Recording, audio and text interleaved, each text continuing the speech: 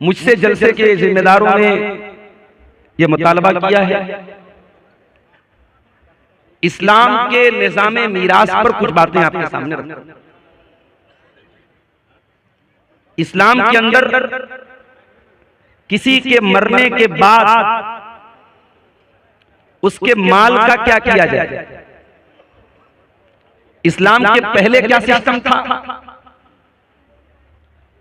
किसी के मरने के बाद उसकी जमीन जायदाद रुपया पैसा वो ले लेता था जिसके पास पावर होता था, ताकत होती थी। और जाहिर है जब पावर होता था तो औरत तो बेचारी कमजोर होती है। इसलिए अरब के उस मुआशरे में औरत को बाप की वरासत में, बीवी को शौहर की प्रॉपर्टी में, बहन को भाई की प्रॉपर्टी में कोई हिस्सा नहीं मिलता। इस्लाम ने पूरा एक सिस्टम बनाया और आप अगर गूगल पे जाकर के टाइप करें इस्लामिक इनहेरिटेंस कैलकुलेटर, कई ऐप्स मौजूद हैं इंटरनेट में और आपको सिर्फ इतना डालना है मरने वाला अपने बाद किसको किसको छोड़ के गया।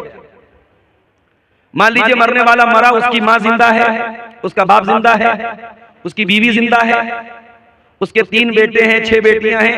आपके सामने वो कैलकुलेटर ओपन होगा, आप डाल दीजिए पूरा एग्जैक्ट बीवी को कितना मिलेगा, बेटे को कितना मिलेगा, बेटी को कितना मिलेगा, मां का कितना, बाप का कितना, पूरा एग्जैक्ट आपके सामने।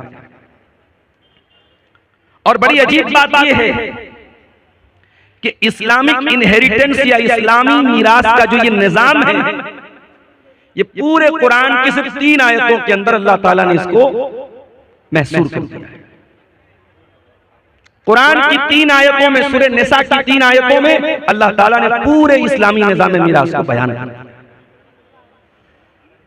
इससे पहले कि मैं इस्लामी निजाम मीरास पर कुछ बात करूं, आइए पहले हम ये देखते हैं कि इस्लाम माल के ताल्लुक से क्या क्या है।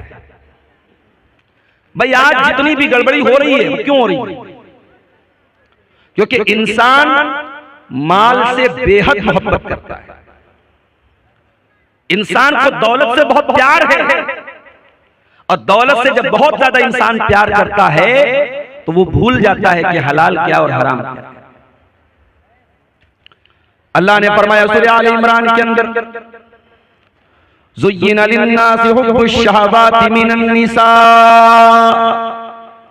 वल बनीना वल क़नातीरिल मुक़न्तरति मिनज़ ज़हबि वल फ़िद्दा वल ख़ैलिल मुसव्वमति वल अनआमि वल हर्थि। अल्लाह ताला ने 6 चीजों का नाम दिया। ओ लोगों, तुम्हारे लिए अल्लाह तबारक व तआला ने तुम्हारे दिलों के अंदर मोहब्बत डाल दी है। मिनन निसा, औरत की मोहब्बत डाल दी है। औरत की मोहब्बत, शादी हुई, इंसान अपनी बीवी से मोहब्बत करता है, बीवी की मोहब्बत डालता है।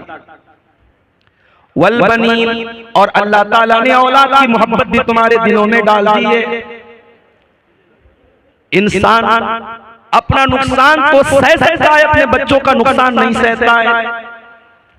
दुनिया में हर इंसान दूसरे इंसान को गिराना चाहेगा, हर इंसान दूसरे इंसान को अपने से कमतर देखना चाहेगा। दुनिया में इकलौता बाप है जो अपने बेटे को अपने से ऊंचा देखना चाहता है। वल बनीन, औलाद की मोहब्बत तुम्हारे दिलों के अंदर डाल दी गई। वल क़नातीरिल मुक़न्तरति मिनज़ ज़हबि वल फ़िद्दा, और ऐ मेरे बंदो, अल्लाह ताला ने सोने चांदी की मोहब्बत भी तुम्हारे दिलों के अंदर डाल दी है। रुपये पैसे की मोहब्बत, धन दौलत की मोहब्बत, सोने चांदी की मोहब्बत भी तुम्हारे दिल में डाल दी। उसके बाद फरमाया वल ख़ैलिल मुसव्वमति, और अल्लाह ताला ने उन घोड़ों की मोहब्बत भी तुम्हारे दिल के अंदर डाल दी है जो घोड़े बड़े उम्दा होते हैं, जो निशान ज़दा घोड़े होते हैं, जिन घोड़ों के ऊपर निशान लगाया जाता है। अरब में घोड़े की बड़ी वैल्यू थी और घोड़े में भी जो घोड़ा निशान ज़दा घोड़ा होता था, जिस पर बाकायदा अलामत रहती थी, सिंबल रहता था, उस घोड़े को बड़ा ऊंचा माना जाता था। उस जमाने की सवारी घोड़ा था। आज की सवारी फॉर्च्यूनर है, आज की सवारी स्कॉर्पियो है, आज की सवारी बुलेट है। तो सवारी की मोहब्बत भी इंसान के दिल में डाली। वल अनाम, और अल्लाह ताला ने तुम्हारे दिलों के अंदर चौपायों की मोहब्बत, बैल बकरी गाय भैंस जिन जिन चौपायों को तुम पालते पोसते उन चौपायों की मोहब्बत तुम्हारे दिल में डाल दी है। वल हर्दी, और अल्लाह ताला ने खेती बाड़ी करने वाले किसानों के दिल में उनकी खेती बाड़ी की मोहब्बत उनके दिल में डाल दी है। ये 6 चीजें हैं जिनकी मोहब्बत अल्लाह ताला ने नेचुरल रखी है। कोई अगर ये कहता है मुझे माल से प्यार नहीं है, कोई कहता है मुझे बीवी से मोहब्बत, औरत से मोहब्बत नहीं है, कोई कहता है औलाद से मोहब्बत नहीं है, झूठ बोलता है। ये नेचुरल चीज है, इनकी मोहब्बत अल्लाह ताला ने प्राकृतिक रूप से नेचुरली हमारे दिल में डाल दी। लेकिन इन 6 चीजों का तज़किरा करने के बाद अल्लाह क्या फरमाता है, ज़ालिका मताउल हयातिद दुनिया वल्लाहु इंदहु हुस्नुल मआब। मेरे बंदो, ये कहां से आवाज आ रही है? ज़ालिका मताउल हयातिद दुनिया, ये औरत की मोहब्बत, ये औलाद की मोहब्बत, ये सोना चांदी की मोहब्बत, ये घोड़े की मोहब्बत, ये चौपायों की मोहब्बत, ये खेती की मोहब्बत। ज़ालिका मताउल हयातिद दुनिया, ऐ मेरे बंदो ये तो दुनिया के अंदर ही रह जाएगी। औलाद भी दुनिया के अंदर, माल भी दुनिया के अंदर, सोना चांदी भी दुनिया के अंदर, ये बैल बकरी गाय भी दुनिया के अंदर, ये खेती बाड़ी भी दुनिया के अंदर। वल्लाहु इंदहु हुस्नुल मआब, लेकिन जन्नत अगर चाहिए, अगर बेहतरीन ठिकाना चाहिए, अगर अल्लाह की अबदी नेमतें चाहिए तो वो अल्लाह के पास मिलेंगी, वो आखिरत में मिलेंगी। क्या मतलब इन 6 चीजों की मोहब्बत में पढ़कर अल्लाह को भूल मत जाना, आखिरत को भूल मत जाना। ये सारी चीजें यही रह जाएंगी, अल्लाह क्या काम देने वाली। इसीलिए अल्लाह के प्यारे नबी क्या फरमाते हैं, कयामत के पहले वो दौर भी आएगा जब लोग पैसा कमाने के चक्कर में अंधे हो जाएंगे। फरमाया याती अलन्नासी ज़मानुन ला युबालिल मर्उ मिन ऐन अखज़ल माल, वो जमाना भी मेरी उम्मत के लोगों तुम पर आने वाला है जब इंसान इस बात की परवाह नहीं करेगा माल कहां से कमा रहा है, हलाल तरीके से कमा रहा है या हराम तरीके से कमा रहा है। माल आना चाहिए, जुआ के जरिए आए, सट्टे के जरिए आए, सूद ब्याज के जरिए आए, समूह बैंक के जरिए लोन लेकर के आए, किसी का हक मार करके आए, पैसा आना चाहिए, दौलत। अल्लाह के प्यारे नबी एक दूसरी हदीस में फरमाते हैं, लिकुल्लि उम्मतिन फितनतुन व फितनतु उम्मती अल माल, हर उम्मत का एक फितना होता है और मेरी उम्मत का फितना माल है। माल बहुत बड़ा फितना है और नबी ने पूरी उम्मत के लिए कहा है। इसमें उम्मत के उलमा भी आ गए, इसमें उम्मत के जाहिल लोग भी आ गए, उम्मत के हर तबके के लिए माल फितना है। माल आजमाइश है, माल कमाने के चक्कर में अगर इंसान अल्लाह से नहीं डरेगा हराम माल भी उसके घर में आ जाए। और आगे बढ़िए, माल आप कमा रहे हैं, अगर आप इस बात की परवाह नहीं करते हैं माल कहां से आ रहा है और इस बात की भी परवाह नहीं करते कि माल कहां पे लुटा रहे हैं, कहीं ऐसा तो नहीं कि महबूबा के रिचार्ज पर अपना माल लुटा रहे हैं, कहीं ऐसा तो नहीं कि ज़िना के अड्डों पर माल लुटा रहे हैं, कहीं ऐसा तो नहीं कि शराब और ड्रग्स के ऊपर आपका माल बर्बाद हो रहा है। इस माल की कमाई का भी हिसाब देना है और इस माल की आमदनी का भी हिसाब देना है। मैं तो जॉब करता हूं, हर साल इनकम टैक्स भरता हूं, मेरा पैन नंबर जैसे ही सिस्टम में डालो साल भर का पूरा कच्चा चिट्ठा, अब तो हमारी गवर्नमेंट ने आधार के साथ हर चीज को लिंक कर दिया है। एक पैसा भी मेरे अकाउंट में कहां से आया, मेरे इनकम टैक्स का जैसे पेज खुलेगा सामने। इंसान का बनाया हुआ सिस्टम इतना मजबूत हो गया है, गवर्नमेंट ऑफ इंडिया का बनाया हुआ सिस्टम इतना मजबूत हो गया है, आपके आधार के साथ आपकी जमीन, आपकी जायदाद, आपका खाता, आपके खाते में एक पैसा भी आ रहा है, कहां से आ रहा है, तो सारा रिकॉर्ड मौजूद है। अगर इंसान के बनाए हुए सिस्टम के अंदर इतनी बारीक बारीक चीजें पैदा हो सकती हैं सोचो इंसान को बनाने वाले खालिक का सिस्टम कितना मजबूत होगा, उस अल्लाह का निजाम कितना मजबूत होगा। अल्लाह के प्यारे नबी फरमाते हैं, तिरमिज़ी की रिवायत है, ला तज़ूलु कदमा इब्ने आदम मिन इंदि रब्बिही यौमल क़ियामा। इंसान क़यामत के दिन अपनी जगह से हिल नहीं पाएगा जब तक 5 सवालों का जवाब न दे दे। पहला सवाल, अन उम्रिही फीमा अफ़ना, मेरे बंदे तूने अपनी जिंदगी को कहां गुजारा। दूसरा सवाल, व अन शबाबिही फीमा माबला, तूने अपनी जवानी को कहां गुजारा। तीसरा सवाल, वो अन्मालिही मिन ऐन कसबहू, तूने माल कहां से कमाया, तेरी आमदनी का जरिया क्या था, तेरी इनकम का जरिया क्या था। व फीमा अनफका, और चौथा सवाल, तूने माल कहां पर खर्च किया, कहां पर लुटाया। और पांचवा सवाल, व माज़ा अमिला फीमा अलिमा, तूने जो इल्म हासिल किया उस इल्म के ऊपर तूने अमल कितना किया। ये 5 सवाल का जवाब आपको भी देना है, मुझको भी देना है, मौलाना साहब को भी देना है, आलिम को भी देना है, जाहिल को भी देना है, कटिहार शहर के रहने वाले को भी देना है, हसनगंज के देहात में रहने वाले को भी देना। हर इंसान माल कहां से कमाया, हिसाब देना है। इसलिए मेरे प्यारे साथियों, हमारी शरीयत में बार बार ताकीद की गई, हलाल कमाई खाओ। हमारी शरीयत ने हमको सिखाया, हलाल कमाई नहीं खाओगे तुम्हारा रोजा कबूल नहीं होगा, तुम्हारी नमाज कबूल नहीं होगी, तुम्हारी ज़कात कबूल नहीं होगी, तुम्हारा हज कबूल नहीं होगा। आइए वो हदीस भी आपको सुना देता हूं, सही मुस्लिम की रिवायत है।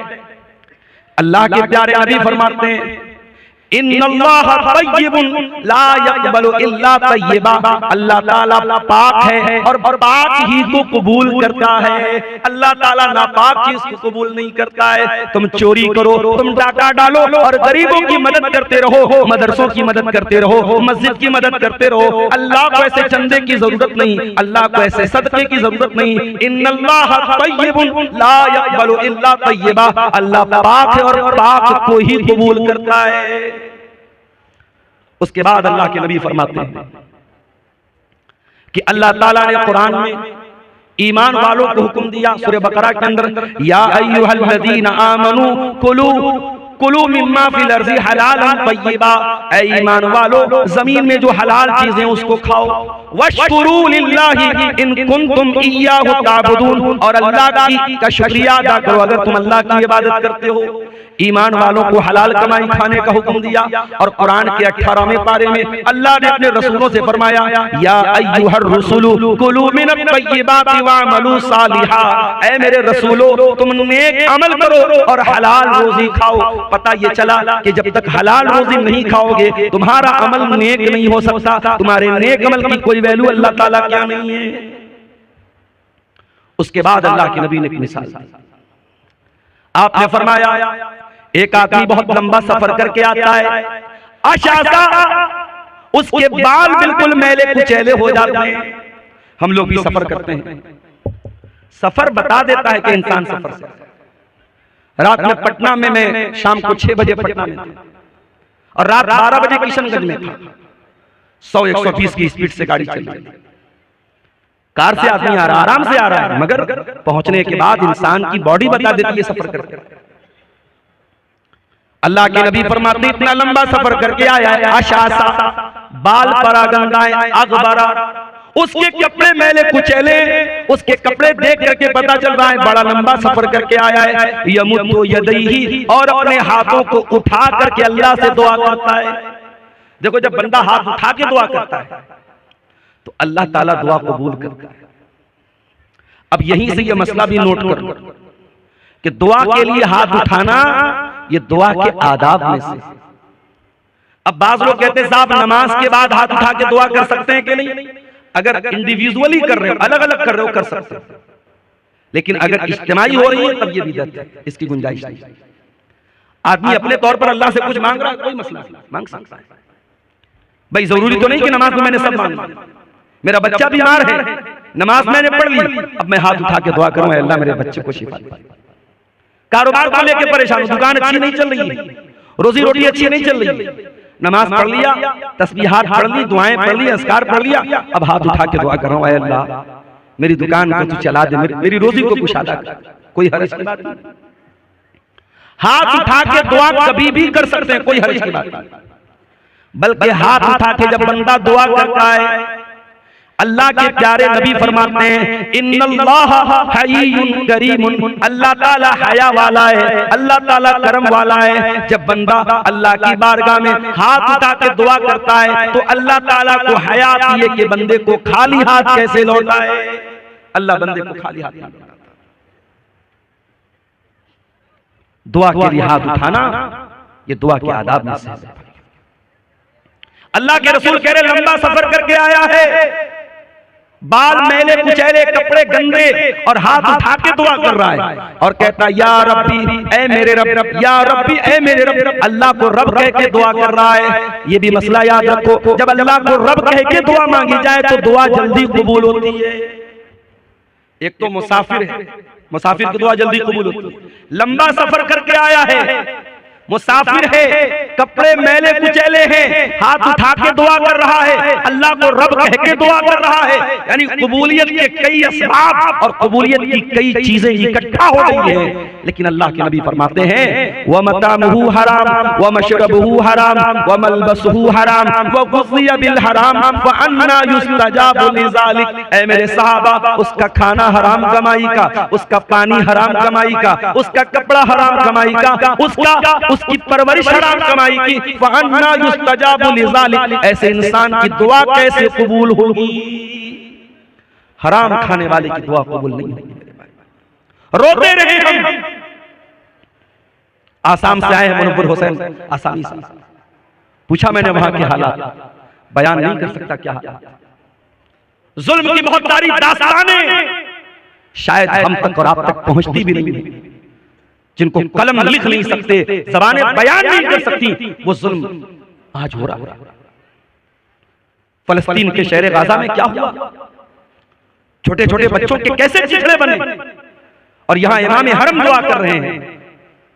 रमजान में रो रो के दुआएं हो रही हैं, इंडिया के चप्पे चप्पे में दुआएं हो रही हैं। ये दुआएं क्यों कबूल नहीं हुई? क्योंकि हमने ये देखना बंद कर दिया कि हमारी कमाई हलाल है क्या। अल्लाह के नबी के एक सहाबी हैं, नाम नोट कर लो, साद बिन अबी वक्कास। अभी पूछो इतना बड़ा मजमा है, अब्दुल गफ्फार साहब आपकी हर तकरीर सुनता हूं, आपके साथ सेल्फी लेने का बड़ा शौक, हर तकरीर सुनता हूं, हर जलसे में जाता हूं। अभी पूछ लूं कि वो 10 सहाबा कौन है जिनका नाम लेकर के अल्लाह के रसूल ने जन्नती कहा है, तो मुट्ठी भर लोग होंगे जो सही बता पाएंगे, जबकि बच्चे बच्चे को पता होना चाहिए। 10 सहाबा जन्नती हैं। 4 सहाबा तो वो हैं जिनको हम खुलफाए राशिदीन कहते हैं, अबू बकर, उमर, उस्मान, अली, ये तो 4 हैं। उसके अलावा कौन है? हजरत साद बिन अबी वक्कास, हजरत सईद बिन ज़ैद, हजरत तलहा, हजरत जुबैर, हजरत अब्दुर्रहमान बिन औफ और हजरत अबू उबैदा बिन जर्राह। ये टोटल 10 सहाबा हैं जिनका नाम लेकर के अल्लाह के नबी ने जन्नती कहा है। उन 10 में से सहाबी हैं हजरत साद बिन अबी वक्कास। ये रिश्ते में अल्लाह के रसूल के मामू लगते थे। एक जंग में ये तीर चला रहे थे तो अल्लाह के नबी कह रहे थे, मामू जान, मेरे माँ बाप आप पर फिदा हुआ, आप तीर चलाए। इतनी मोहब्बत करते थे अल्लाह के नबी। साद बिन अबी वक्कास ये बहुत मुस्तजाबुद दावत, ये जो दुआ करते थे इनकी दुआ फौरन कबूल हो जाती थी। इनसे किसी ने पूछा कि ऐसा साद बिन अबी वक्कास क्या बात है, आप जो भी दुआ करते हैं आपकी दुआ फौरन कबूल हो जाती है, इसका राज क्या है, इसका सीक्रेट क्या है, इसका रहस्य क्या है, तो आपकी दुआएं जल्दी कबूल हो जाती हैं। हजरत साद बिन अबी वक्कास कहते हैं, मा रफ़अतु लुक़मतन इला फ़मी, जब भी मैं अपने मुंह की तरफ कोई लुक़मा उठाता हूं, इल्ला व अना आलिमुन, मुझे पता होता है, मिन अयना मजीउहा व मिन अयना ज़हबत, वो लुक़मा कहां से आया है और कहां जाएगा, उसकी आमदनी क्या थी, वो कहां से वो लुक़मा आया था, मुझे सब पता है, A to Z मुझे पता है, इसलिए मैं हर लुक़मे की जानकारी के बाद आता हूं। अल्लाह, ये थे सहाबा जो एक लुकमा भी अगर मुंह में डालते थे तो इस बात की परवाह करते थे, मैं हलाल तरीके से खा रहा हूं या हराम तरीके से खा रहा हूं। यहां तो बड़ी बड़ी बिल्डिंगें हराम कमाई की बन गई, यहां तो हराम कमाई से बड़े बड़े एम्पायर खड़े हो गए, बड़ी बड़ी बिल्डिंगें बना के रख दी, लाखों करोड़ों का बैलेंस बना के रख दिया। वो लोग अल्लाह को क्या हिसाब देंगे, हम जरा बता दो। दूसरे का माल नाजायज तरीके से अगर हमने खाया है, अल्लाह को हिसाब देना पड़ेगा। अच्छा एक बात बताओ, आज के इस गए गुजरे दौर में भी हम मस्जिद का एहतराम करते हैं कि नहीं करते? बहुत एहतराम करते हैं। शराबी जब मस्जिद के पास से गुजरता है, शराफत से गुजर जाता है। नहीं, मस्जिद के पास कोई हुड़दंग नहीं, कोई शरारत नहीं। और हमारे हिंदुस्तान में तो हमारे गैर मुस्लिम भाई भी मस्जिद का बड़ा एहतराम करते हैं। होली का त्योहार आता था, होली खेलते थे, हमने अपने मोहल्ले में देखा, सारे मोहल्ले में होली खेल रहे, बीच में मस्जिद आई, नहीं भाई ये मस्जिद है, यहाँ कोई बदतमीजी नहीं होनी। ये एक माहौल था हिंदुस्तान का, वो अलग बात है। धीरे धीरे नफरत को जहनों में डाला गया। अब तो बाकायदा मुसलमान की मस्जिद पर दूसरे मजहब का आदमी अपना झंडा लगाने की कोशिश करता है, और मस्जिद के सामने गाली गलौज भी हो रहा है, और भड़काऊ नारे भी लगाए जा रहे हैं, हालात खराब किए जा रहे हैं। मगर मस्जिद का एहतराम गैर मुस्लिम भी हमारे देश में करता था और करता है। मस्जिद का एहतराम हम सब करते हैं। मस्जिद से भी बढ़ करके एक मुसलमान की जान, एक मुसलमान का माल और एक मुसलमान की आबरू की अहमियत है। आइए बुखारी की वो हदीस आपको सुनाता हूं। हदीस के रावी कौन? अब्दुल्लाह बिन अब्बास। अब्दुल्लाह बिन अब्बास कौन है? नबी के चचा के बेटे हैं, 8 साल के बच्चे हैं। रात में जब अल्लाह के नबी तहज्जुद के लिए उठा करते थे, अब्दुल्लाह बिन अब्बास आते थे और वजू का पानी ला के रख देते थे। ओ लोगों, तुम्हारे मोहल्ले में उलमा आते हैं, तुम्हारे गांव में उलमा आते हैं, तुम्हारे इलाके में जनाब के बड़े बड़े उलमा आते हैं, कम से कम अपने छोटे बच्चों को उलमा से मुलाकात के लिए लेकर के आया करो, उनको उलमा का एहतराम तो सिखाया करो, उनके दिल में उलमा की मोहब्बत तो डाला करो। नबी रात में उठते हैं, तहज्जुद की नमाज के लिए उठते हैं, और वजू का पानी लेकर के कौन आता है? 8 साल का बच्चा आता है। नाम क्या है? अब्दुल्लाह बिन अब्बास। नबी ने पूछा ये वजू का पानी कौन लाया? जवाब मिला अब्दुल्लाह बिन अब्बास लाया। नबी ने रात के अंधेरे में दुआ की, अल्लाहुम्मा अल्लिमहुल कुरान, ऐ अल्लाह तू अब्दुल्लाह बिन अब्बास को कुरान का इल्म अता फरमा दे, कुरान का आलिम बना दे, कुरान की नॉलेज दे दे, कुरान का ज्ञानी बना दे, कुरान की तफसीर का इल्म दे दे। और आज जब भी आप तफसीर की कोई भी किताब उठाएंगे, सबसे ज्यादा अगर किसी का नाम आपको मिलेगा, अब्दुल्लाह बिन अब्बास का नाम मिलेगा। कुरान करीम की तफसीर में नंबर 1 माने जाते हैं सहाबा। ये नबी की दुआ की बरकत थी। वही अब्दुल्लाह बिन अब्बास रवायत करते हैं, अल्लाह के प्यारे नबी अपनी जिंदगी का पहला और आखिरी हज कर रहे हैं, और हज के मौके पर तकरीबन 1.25 लाख सहाबा किराम आपके साथ हैं। जिलहिज्जा की 10 तारीख आती है, ईद उल अज़हा का दिन आता है, यौमुन नहर आती है।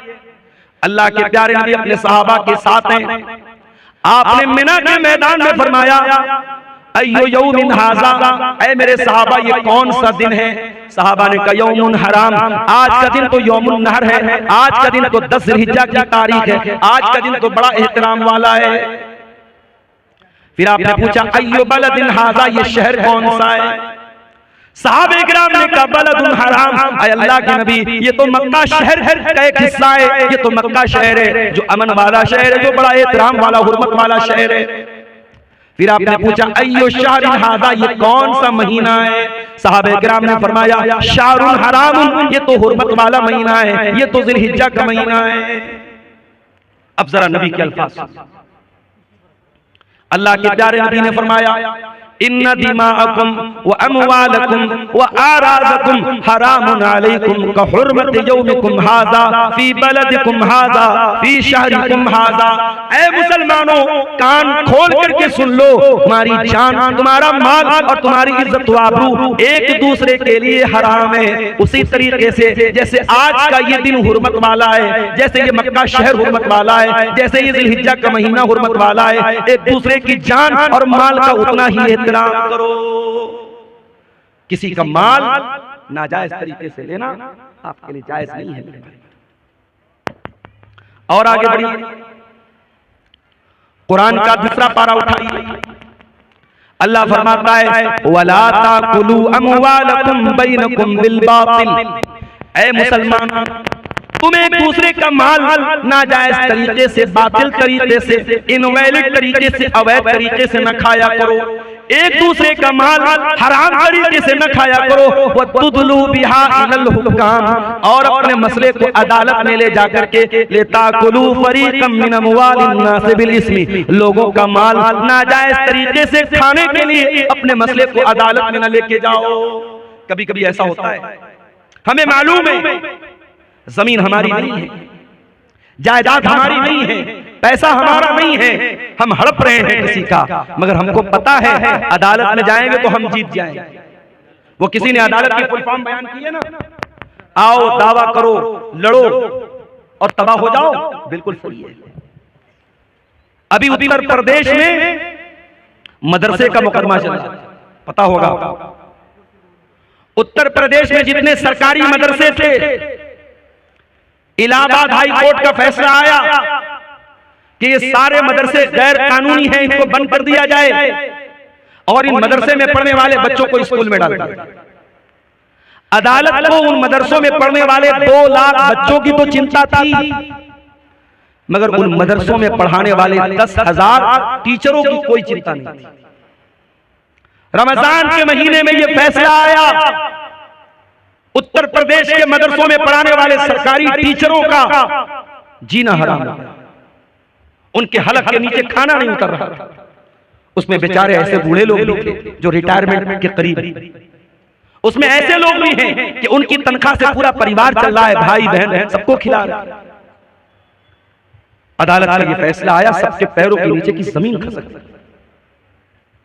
बहरहाल वहां टीचरों की ऑर्गेनाइजेशन है, उसने इस मसले को सुप्रीम कोर्ट में लेकर के गए और सुप्रीम कोर्ट के बड़े महंगे वकीलों, उसमें चिदंबरम जी जो हमारे देश के पहले मिनिस्टर रह चुके हैं, उनका भी नाम है, और भी कई बड़े बड़े जो एडवोकेट हैं, वकील हैं, जिनकी एक एक दिन की फीस 10-10 लाख 20-20 लाख रुपया फीस है।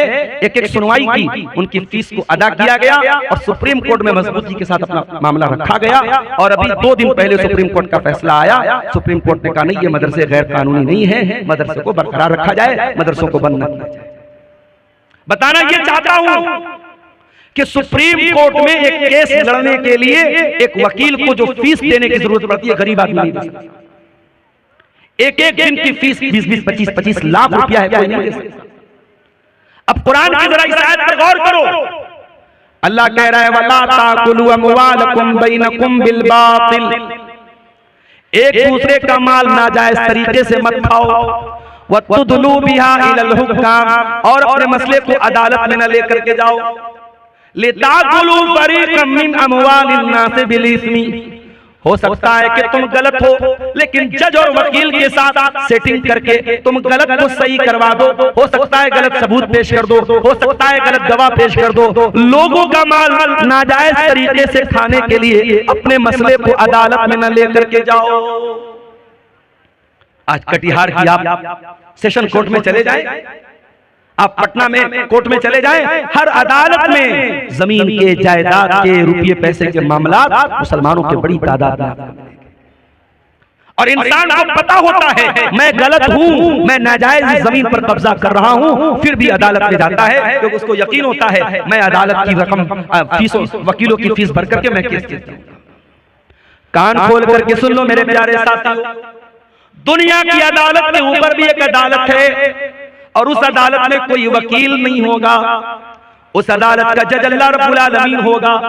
न वहां रिश्वत चलेगी, न वहां किसी की झूठी गवाही चलेगी।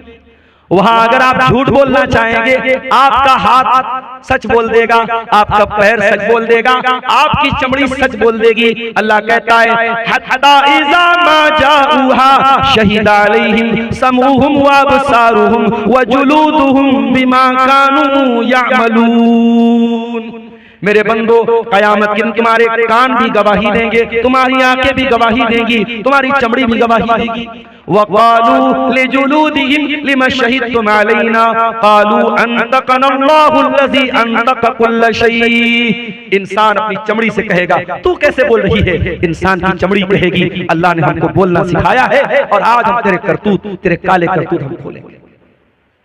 दुनिया की अदालत से कोई जीत गया तो क्या, अल्लाह की अदालत में कोई झूठ नहीं बोल सकता। हसनगंज की धरती पर धोखरदा की धरती पर अगर आपने कोई गलत काम किया है, कोई पाप किया है, किसी के साथ नाजायज काम किया है, आपकी ये धरती भी कयामत के दिन गवाही देगी। इज़ा ज़ुलज़िलतिल अर्ज़ु ज़िलज़ालहा व अख़रजतिल अर्ज़ु अस्क़ालहा व क़ालल इंसानु मा लहा यौमइज़िन तुहद्दिसु अख़बारहा। कयामत के दिन ये जमीन भी गवाही देगी, जमीन बोलेगी।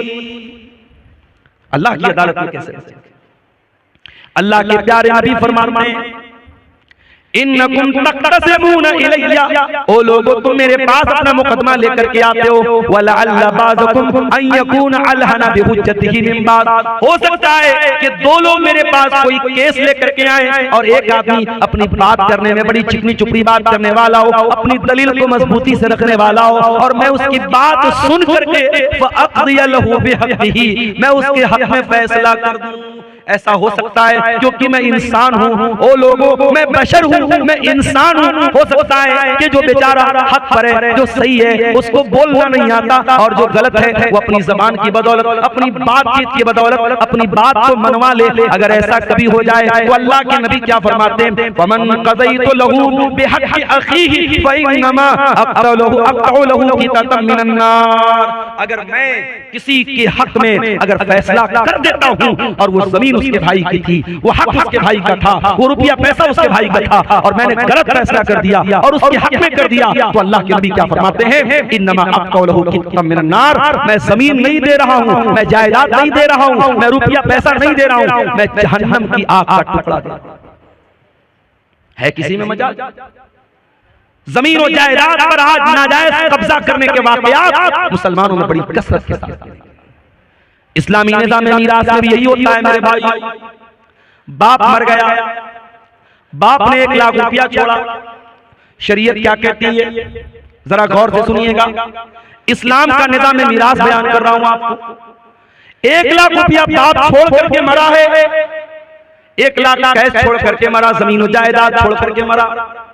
अब शरीयत क्या कहती है कि सबसे पहले मरने वाले की रकम से उसकी तजहीज़ और तकफीन की जाएगी, उसको दफनाया जाएगा, उसको कफनाया जाएगा, उसकी कब्र को खोदने पर, उसके कफन के कपड़े पर और उसकी कब्र पर जो खर्चा आएगा उसके पैसे से अदा किया जाए। अगर कोई रिश्तेदार खड़ा हो जाए अच्छी बात है, अगर कोई खड़ा नहीं होता तो मरने वाले के पैसे से उसको अदा किया जाए। दूसरा काम, कफन दफन हो गया, मुर्दे को दफना भी दिया गया। अब दूसरा काम क्या करना है, अगर मरने वाले के ऊपर कोई कर्जा था, उस कर्जे को उसके पैसे से अदा किया जाएगा, उसके तरके से अदा किया जाएगा, कर्जा भी अदा हो गया। अब तीसरा काम ये देखा जाएगा कि मरने वाले ने किसी को वसीयत तो नहीं की है, और वसीयत किसको बोलते हैं ये समझ लो। हो सकता है मरने वाला अपनी जिंदगी में मदरसे की मदद नहीं कर पाया, मस्जिदों में चंदा नहीं दे पाया, अल्लाह की राह में खर्च नहीं कर पाया। मरने के टाइम एहसास हुआ यार इतनी दौलत बना के जा रहा हूँ, इतना पैसा बना के जा रहा हूँ, कुछ दीन के रास्ते में भी पैसा लगाना चाहिए, कुछ जमीनों जायदाद मदरसे के लिए भी देनी चाहिए। जैसे आज आपके मदरसे के लिए चंदा हुआ, मुझे चंदा करना नहीं आता, मेरे मुझे कहा था जो साहब मुझे लेके आ रहे थे, उन्होंने कहा था मौलाना साहब थोड़ा आप चंदे पर बोल दीजिएगा, लोग आए मुसाफा करके देते। ये सब मुझसे नहीं होता मेरा, लेकिन एक अपील करता हूं कि जिंदगी में यही चीजें आपके काम आएंगी। अब्दुल गफ्फार साहब की तकरीर सुनेंगे रात में चले जाएंगे, मौलाना जर्रीस साहब की तकरीर सुनेंगे चले जाएंगे, मगर आपने इस मदरसे को जो चंदा दिया होगा वो कहीं न कहीं आपके नामे आमाल में, आपकी नेकियों के अकाउंट में दर्ज हो जाएगा, और कयामत के दिन भी वो आपके काम आएगा। हो सकता है जिंदगी में आपको मौका नहीं मिल पाया, मरने के टाइम याद आया कि मुझे कुछ अल्लाह की राह में खर्च करना चाहिए, तो शरीयत क्या कहती है कि आप अपने माल की वसीयत कर सकते हैं, मगर वसीयत 1/3 से ज्यादा नहीं होनी चाहिए। 1/3 का मतलब समझते हैं 1/3। अगर मरने वाला 3 लाख रुपया छोड़ के गया है तो किसी मस्जिद में, किसी मदरसे में, किसी यतीम को, किसी गरीब को, या किसी ऐसे रिश्तेदार को जो उसका वारिस नहीं है, वारिस को वसीयत नहीं कर सकता, अपने बेटे को वसीयत करके जाए, बेटे को इतना दे दो, बेटी को इतना दे दो, उसका कोई एतबार नहीं। वारिस को वसीयत, बेटा तो वारिस है, बेटी तो वारिस है, बाप तो वारिस है, वारिस को वसीयत नहीं करेगा। वारिस के अलावा कोई रिश्तेदार है, मान लो किसी बच्चे को आपने गोद ले लिया, किसी बच्चे को आपने पाल लिया, परवरिश कर ली, अब जाहिर है आपने परवरिश तो की है, मगर वो आपका सगा बेटा नहीं है, तो आपकी जायदाद का वारिस नहीं। अगर आपको लगता है कि इस बच्चे को मैंने पाला है और मेरे बाद इस बच्चे को जरूरत पड़ेगी रुपये की, पैसे की, जमीन की, जायदाद की, तो आप अपनी प्रॉपर्टी का, अपने तरके का 1/3, उससे ज्यादा नहीं, उससे कम तो कर सकते, उससे ज्यादा नहीं, 1/3 तक आप उसको वसीयत कर सकते। तो पहला काम क्या करेंगे? जनाजे की तैयारी। दूसरा काम कर्जे की अदायगी। तीसरा काम वसीयत को हम पूरा करेंगे। अगर मरने वाला 3 लाख रुपया छोड़ के गया और ये कह करके गया कि मैंने जिस बच्चे को गोद लिया था ये 3 लाख रुपया उसको दे दिया जाए, तो फतवा आप लेने जाएंगे। आप बिहार के किसी आलिम से ले ले, यूपी के किसी आलिम से ले ले, पूरी दुनिया के किसी आलिम से ले ले, तमाम उलमा का फतवा यही मिलेगा कि वसीयत गलत है और उसकी 3 लाख में से सिर्फ 1 लाख रुपया उस बच्चे को दिया जाएगा, 3 लाख पूरा नहीं। क्योंकि शरीयत क्या कहती है कि आप जब मर रहे हैं आपके माल में आपके वारिस का हक है, आप अपने वारिस को महरूम नहीं कर सकते। दुनिया की और शरीयतों में, दुनिया के और मज़ाहिब में ऐसा कोई निजाम नहीं है, ऐसा कोई सिस्टम नहीं है। अमेरिका में बहुत बड़े बड़े लोग मर गए और मरने के पहले अपनी सारी जमीन जायदाद अपने कुत्ते के नाम करके चले गए, अपने कुत्ते के नाम, अपने नौकर के नाम, अपनी गर्लफ्रेंड के नाम, अपनी रखैल के नाम करके जाते हैं। अल्लाह का शुक्र अदा करो, अल्लाह ने हमें और आपको इस्लाम जैसी नेमत से नवाजा है। इस्लाम में आप वसीयत भी अगर करेंगे अपने माल की तो किसी इंसान को करेंगे, किसी जानवर को नहीं कर सकते, या किसी मस्जिद में करेंगे, किसी मदरसे में करेंगे, किसी अच्छे काम में करेंगे, और वो वसीयत 1/3 से ज्यादा नहीं कर सकते। अगर 3 लाख रुपया छोड़ के जा रहे हो तो 1 लाख से ज्यादा नहीं कर सकते। अब ये 3 काम होने के बाद अब चौथा नंबर आया, अब वारिसों को हिस्सा दिया जाए। अब जब वारिसों को हिस्सा दिया जाएगा तो कुछ लोगों का हिस्सा तो अल्लाह ने बता दिया, माँ का इतना हिस्सा है, बाप का इतना हिस्सा है, शौहर का इतना हिस्सा है, भाई का इतना हिस्सा है। कुछ लोगों का हिस्सा तो अल्लाह ताला ने बता दिया है और कुछ लोगों का अल्लाह ताला ने हिस्सा नहीं बताया है। जो वारिसों को देने के बाद जो बचेगा वो उनके दरमियान बांट दिया जाएगा। जैसे बेटे और बेटी का हिस्सा अल्लाह ताला ने तय नहीं किया है। अगर बाप जिंदा है, अगर माँ जिंदा है तो बाप को 1/6 दिया जाएगा, माँ को 1/6 दिया जाएगा और माँ बाप को देने के बाद, और अगर मरने वाले की बीवी जिंदा है और औलाद मौजूद है तो बीवी को 8वां हिस्सा दिया जाएगा, और औलाद अगर नहीं है तो बीवी को 1/4 दिया जाएगा। बीवी को देने के बाद, माँ बाप को देने के बाद, अब जो बाकी बचेगा वो बेटे और बेटी को दिया जाएगा। अब बेटे को कितना मिलेगा, बेटी को कितना मिलेगा? कुरान कहता है लिज़्ज़करि मिस्लु हज़्ज़िल उन्सयैन, लड़के को लड़की का डबल मिलेगा, लड़के को लड़की का डबल मिलेगा। अब दुनिया में लोग इस पर बड़ा वावैला मचाते हैं, तो इस्लाम में बड़ी नाइंसाफी है, औरत के साथ बड़ा अन्याय हो रहा है। लड़के को डबल मिल रहा है, लड़की को आधा मिल रहा है। पहली बात तो यह है इस्लाम अल्लाह का दीन है और अल्लाह के दीन में कभी नाइंसाफी नहीं हो सकती। अल्लाह तो अदल वाला है, अल्लाह तो आदिल है और अल्लाह का हर हुक्म अदल वाला है। अल्लाह को खूब पता है किसको कितना देना है। अल्लाह के कानून में कभी नाइंसाफी नहीं हो सकती। अगर अल्लाह ताला ने लड़का लड़की को बराबर दिया होता, अगर अल्लाह के कानून में बराबर का हुक्म होता तो ये लड़के के साथ नाइंसाफी हो जाती। क्यों? क्योंकि कमा के लाना तो लड़के को है, अपनी बहन को कमा के भाई देगा, अपनी बेटी को कमा करके बाप देगा, अपनी बीवी को कमा करके शौहर देगा। मर्द को तो हर हाल में कमाना है और औरत को कमाना नहीं, औरत को तो खाना है। औरत को कोई खिलाएगा और खिलाने वाला कौन है? मर्द है। इसीलिए अल्लाह ताला ने मर्द की जिम्मेदारियों को सामने रख करके अल्लाह ने यह फैसला किया लिज़्ज़करि मिस्लु हज़्ज़िल उन्सयैन, लड़की को लड़के को लड़की का डबल मिलेगा। अब मान मरने वाले का एक लड़का है, 2 लड़की, और मरने वाला 2 लाख रुपया छोड़ के मारा, तो जाहिर है कि 2 लाख में से 1 लाख रुपया लड़के को मिल जाएगा और 50-50 हजार रुपया दोनों लड़कियों को मिल जाएगा। तो अगर रेशियो निकालो तो लड़के लड़की को तो बराबर मिल रहा है, और अगर कहीं लड़कियों की तादाद ज्यादा है और लड़का 1 है या लड़के की तादाद कम है तो मजमूई एतबार से लड़कियों को ज्यादा मिल जाएगा। तो कुरान कहता है तुम नहीं जानते कि किसको कितना मिलना चाहिए, ये अल्लाह का फैसला और अल्लाह का कानून है, और अल्लाह ने जो तय कर दिया उसी के हिसाब से बांटा जाएगा। तुम नहीं जानते, इसलिए कि रिश्ता अल्लाह ने बनाया है। किसी को बाप अल्लाह ने बनाया है, किसी को माँ अल्लाह ने बनाया है, किसी को बेटा अल्लाह ने बनाया है। जब रिश्ता अल्लाह ने बनाया है तो उनका हक भी अल्लाह ही तय करेगा, तुम नहीं तय कर सकते। हमारे यहाँ क्या हो रहा है, बाप मर गया, भाइयों ने बैठ करके जमीन जायदाद का बंटवारा कर दिया, बहन को फूटी कौड़ी नहीं मिली, बहन को एक पैसा नहीं मिला। बहन आई, भाई आपने बाप की जायदाद का बंटवारा किया, मुझे क्यों नहीं दिया? भाइयों ने धमकी दी। मैं शेरशाबादी माहौल नहीं जानता, मैं कटिहार का माहौल, मैं बनारस की बात कर रहा हूं, अपने माहौल की बात कर रहा हूं। भाइयों ने धमकी दी, अगर तू अपना हिस्सा ले लेगी, आज के बाद हमसे रिश्ता मत रखना, हमसे कोई ताल्लुक मत रखना। अगर हमने अपने बाप की प्रॉपर्टी में से तुझको हक दे दिया तो आज से रिश्ता खत्म। बहन बेचारी सोचती है भाई से रिश्ता खत्म करना बड़ा महंगा सौदा है, भाई और भतीजे की मोहब्बत भी दिल में होती है।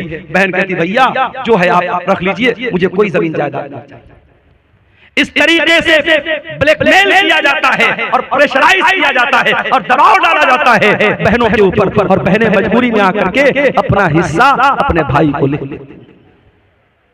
और ये काम कौन कर रहा है? ये पांचों टाइम का नमाजी कर रहा है, चेहरे पर भरपूर शरई दाढ़ी रखने वाला और माथे पर सजदे का निशान सजाने वाला, अपने आप को मुत्तकी कहने वाला, अपने आप को परहेजगार कहने वाला भी ये काम कर रहा है। ओ लोगों, अल्लाह को क्या हिसाब दोगे जब अल्लाह का कानून ये कह रहा है कि आपके वालिद के इंतकाल के बाद आपके बाप की प्रॉपर्टी में आपका हिस्सा है और आपकी बहन का भी हिस्सा है। वो कौन सा कानून है, वो कौन सा इंसाफ है जिसकी वजह से आपने अपनी बहन को उसका हक नहीं दिया? जरा ईमान से बताओ, जरा अपने दिल पर हाथ रख करके बताओ मेरे भाई।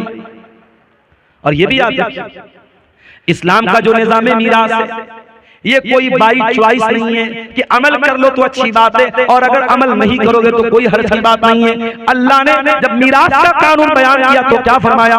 तिल्का हुदूदुल्लाह, ऐ मेरे बंदो, ये अल्लाह ताला का बनाया हुआ कानून है। वमन युतिइल्लाह व रसूलहु युदखिलहु जन्नातिन तजरी मिन ताहतिहल अनहारु खालिदीन फीहा अबदा। जो अल्लाह की बात मानेगा, जो रसूल की बात मानेगा, जो अल्लाह के कानून पर चलेगा, अल्लाह उसको जन्नत में डालेगा जहां जन्नत में हमेशा हमेशा रहेगा।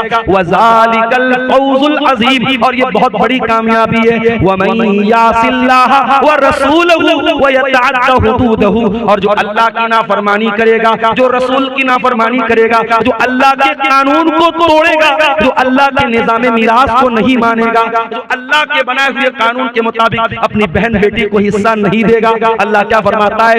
युदखिलहु नारन खालिदन फीहा, अल्लाह उसको जहन्नम के अंदर डालेगा और जहन्नम में बहुत लंबे टाइम तक वो रहेगा।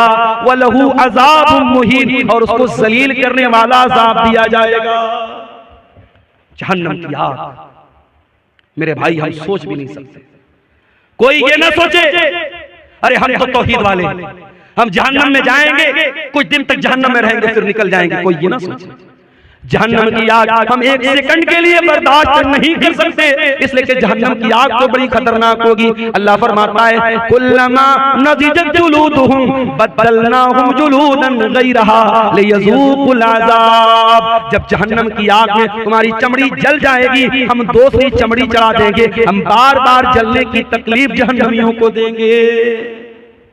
अगर जहन्नम के अज़ाब को सहन कर सकते हो, अगर जहन्नम के अज़ाब को बर्दाश्त कर सकते हो तो अपनी बहन और बेटी का हक मार लो, और अगर बर्दाश्त नहीं कर सकते तो जाओ माफी मांगो और अपनी बहन और बेटी को उसका हक दे दो। एक और तरीका चल रहा है हरामखोरी का, और मुसलमानों में ज्यादा पाया जा रहा है। जमीन मेरी है और मेरी जमीन के बगल में उसके मेरे पड़ोसी की जमीन है। मैं धोखे से क्या करता हूं, अपने पड़ोसी की जमीन का 1 फीट हिस्सा अपनी जमीन में शामिल कर ले रहा हूं।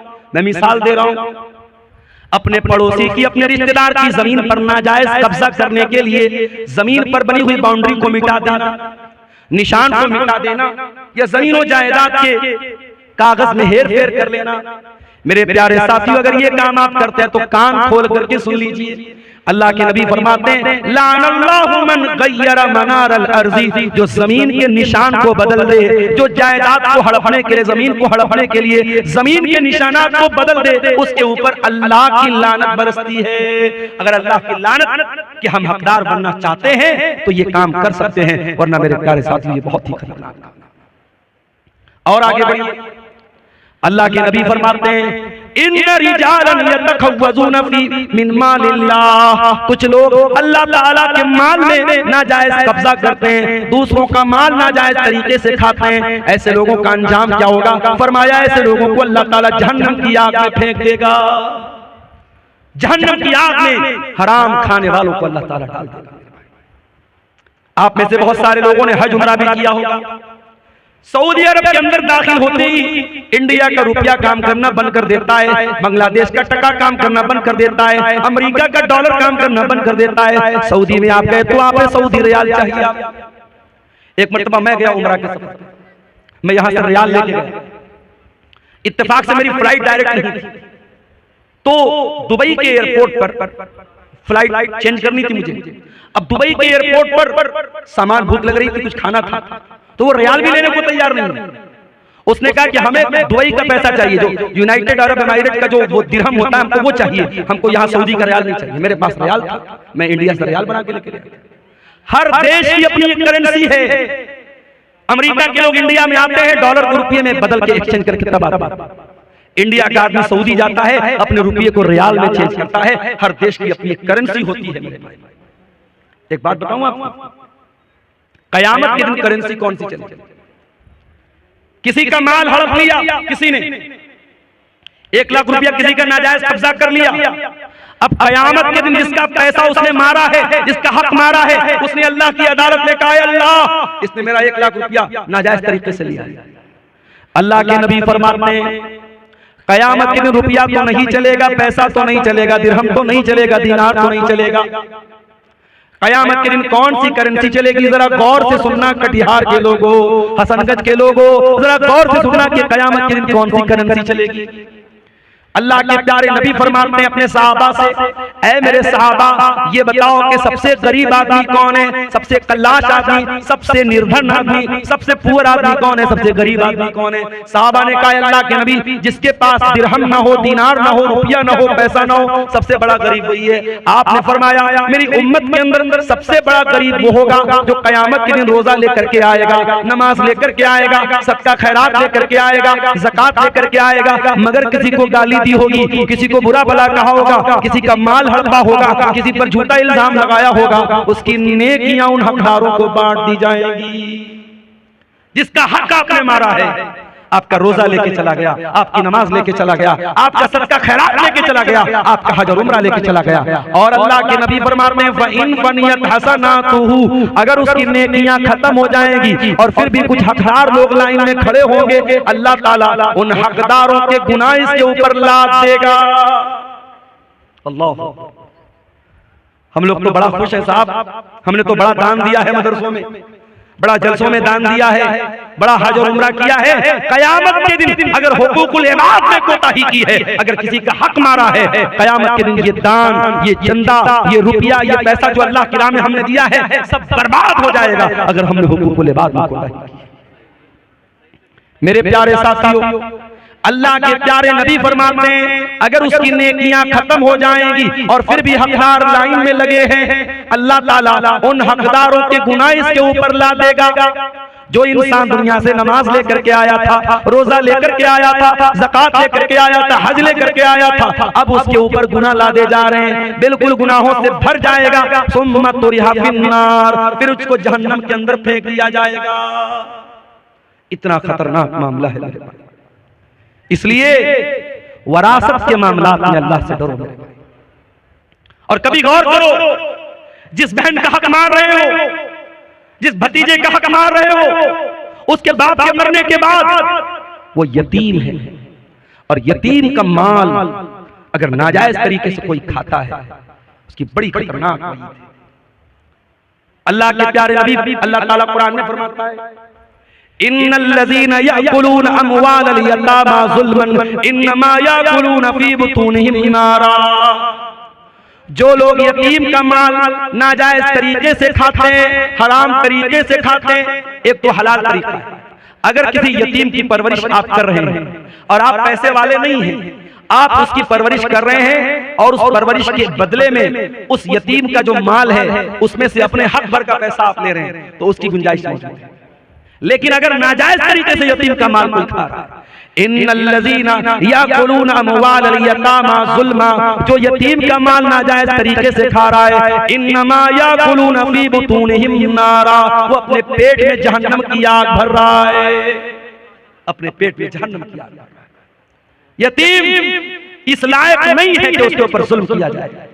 बड़ा बेरहम है वो इंसान, बड़ा जानवर है वो इंसान जो किसी यतीम के हक को दबाए, जो किसी यतीम को मारे, जो किसी यतीम पर जुल्म करे।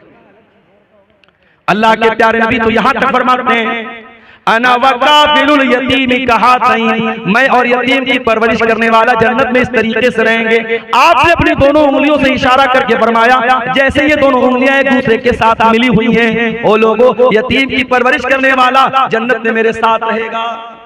आज इन मदरसों में यतीम बच्चे पढ़ते हैं, इन मदरसों में यतीम बच्चे पढ़ते हैं, और उन यतीम बच्चों पर अगर आप कोई माल खर्च करते हैं उससे डबल फायदा होता है। जो सवाब मिलेगा दान का चंदे का वो तो मिलेगा, अगर यतीम बच्चे के ऊपर आप माल खर्च कर रहे हैं तो कयामत के दिन अपने नबी के साथ रहने का मौका आपको मिलेगा। अल्लाह के नबी फरमाते हैं जो किसी यतीम की परवरिश में हिस्सा लेता है, अल्लाह के नबी फरमाते हैं कयामत के दिन वो जन्नत में मेरे साथ आएगा। मेरे प्यारे साथियों, किसी यतीम के माल को नाजायज तरीके से खाना जब हराम है, आपकी बहन भी आपके बाप के मरने के बाद यतीम हो गई, आपका भतीजा अपने बाप के मरने के बाद यतीम हो गया, उस भतीजे का उस बहन का हक मारने के पहले सोच लो कि कल अगर तुम्हारे बच्चे यतीम हो गए तो उनका क्या होगा। उसकी जगह अपने आप को रख के सोचो, तुम्हारा इंतकाल हो जाए और तुम्हारे बच्चों के साथ कोई ना इंसाफी करे, तुम्हारे बच्चों का कोई हक मार ले, तो सोचो तुम्हें कैसा लगेगा। उसकी जगह अपने आप को रख के सोचो और किसी यतीम के माल को हड़पने की कोशिश करो। मेरे प्यारे साथियों, दुनिया में अगर किसी का हक हमने मारा होगा, कयामत के दिन हमको उसका बदला देना पड़ेगा। अल्लाह के प्यारे नबी फरमाते हैं लतवतुन्नल हुकूका इला अहलिहा, तुम दुनिया में लोगों का हक दे दो वरना कयामत के दिन तुमको देना पड़ेगा। हत्ता युकाद लिशातिल जलहाई मिनशातिल करना, कयामत के दिन अगर सींग वाली बकरी ने बगैर सींग वाली बकरी को मारा है तो उस बकरी से भी किसास लिया जाएगा, उस बकरी से भी बदला लिया जाएगा, जानवरों से भी हिसाब लिया जाएगा। अगर जानवरों से किसास लिया जाएगा तो हम और आप तो इंसान हैं मेरे भाइयों, हमें और आपको हिसाब देना पड़ेगा। इसलिए मेरे प्यारे साथियों, कुरान का 30वां पारा खोलो, अल्लाह फरमाता है वताकुलून तुरास अकलन लम्मा वतुहिब्बूनल माल हुब्बन जम्मा, ओ लोगो तुम विरासत को डकार जाते हो, तुम मीरास को खा जाते हो और तुम माल से बहुत ज्यादा मोहब्बत करते हो। कल्ला इज़ा दुक्कतिल अर्दु दक्कन दक्का वजा रब्बुका वल मलकु सफ़्फ़न सफ़्फ़ा वजीअ यौमइज़िन बिजहन्नम, ओ लोगो जरा उस दिन को याद करो जिस दिन जमीन को टुकड़े टुकड़े कर दिया जाएगा, जमीन को रेजा रेजा कर दिया जाएगा और अल्लाह ताला अपने बंदों का फैसला करने के लिए आएगा और फरिश्ते भी लाइन लगा करके खड़े होंगे और जहन्नम को भी उस दिन लाया जाएगा। यौमइज़िन यतज़क्करुल इंसानु मा सा, और कयामत के दिन इंसान याद करेगा उसने दुनिया में क्या क्या किया है। जितने लोगों ने जमीनों को हड़पाए, जायदादों को हड़पाए, लोगों का हक मारा है, कोई एक आदमी बता दो जो मरने के बाद अपनी जमीन को लेकर के गया हो, अपनी जायदाद को लेकर के गया हो, अपने रुपये पैसे को लेकर के गया हो, सब ठाठ पड़ा रह जाएगा जब लाद चलेगा बंजारा। सब यही छोड़ के जाना है मेरे प्यारे भाइयों, इसी कब्र की 2 गज जमीन हमको दफन हो जाना है। दुनिया की चंद रोजा जिंदगी के लिए अपनी आखिरत को दांव पे न लगाओ, अपनी आखिरत को खतरे में न डालो मेरे भाइयों। लोगों का हक दुनिया में दे दिया करो। अल्लाह के प्यारे नबी ने इतनी खतरनाक वईद फरमाई। आपने फरमाया अपने इंतकाल के कुछ पहले आपने फरमाया अस्सलाता सलाता वमा मलकत ईमानुकुम, ओ लोगों तुम नमाज की पाबंदी करना और अपने गुलामों और अपने लौंडियों के साथ अच्छा सलूक करना, उनके साथ हक तलफी मत करना। इस्लाम वो दीन है कि समाज का वो तबका जो मजदूरों का तबका है, जो गुलामों का तबका है, जो लौंडियों का तबका है, जिसको दुनिया में हकीर माना जाता है, अल्लाह के प्यारे नबी अपने इंतकाल के पहले दुनिया को वसीयत करके जा रहे हैं, उस गुलाम और लौंडी का भी हक आपको नहीं। हजरत अबू ज़र गिफारी ने अपने गुलाम को बुरा भला कह दिया, उसकी माँ का नाम लेके कुछ आर दिला दी, कुछ बुरा भला कह दिया। अल्लाह के प्यारे नबी को बहुत गुस्सा आया। आपने फरमाया, ऐ अबू ज़र, आज तुमने इतना खतरनाक काम किया है कि ये तो दौरे जाहिलियत का काम है, ये तो वो इंसान ये काम करेगा जिसके अंदर दौरे जाहिलियत का कोई हिस्सा रह गया हो। आपने कहा कि ये नौकर चाकर, ये काम करने वाले, ये भी तुम्हारे भाई हैं, जो खाओ उनको खिलाओ, जो पहनो उनको पहनाओ। इस्लाम तो वो मज़हब है जो गुलामों का, नौकरों का भी हक हमें बताता है।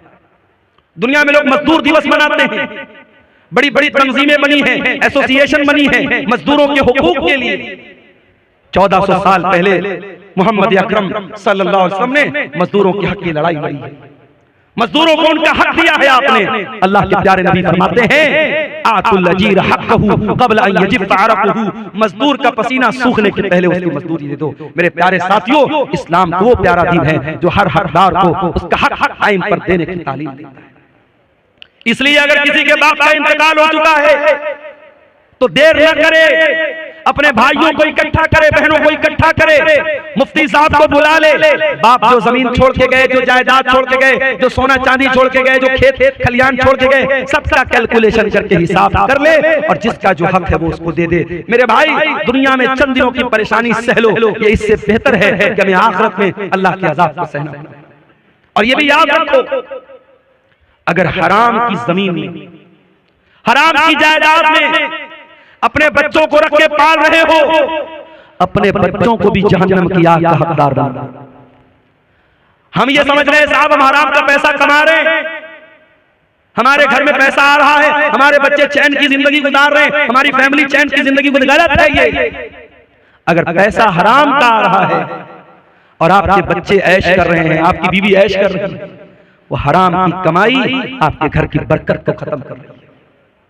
अल्लाह के प्यारे नबी फरमाते हैं, जो जिस्म हराम कमाई से परवरिश पाता है फन्नारु औला बिही, वो जिस्म जहन्नम की आग में चले गए। क्या हम चाहेंगे हमारे बच्चे जहन्नम की आग में जले? हम कभी नहीं चाहेंगे। ये चंद सवालात आए हैं,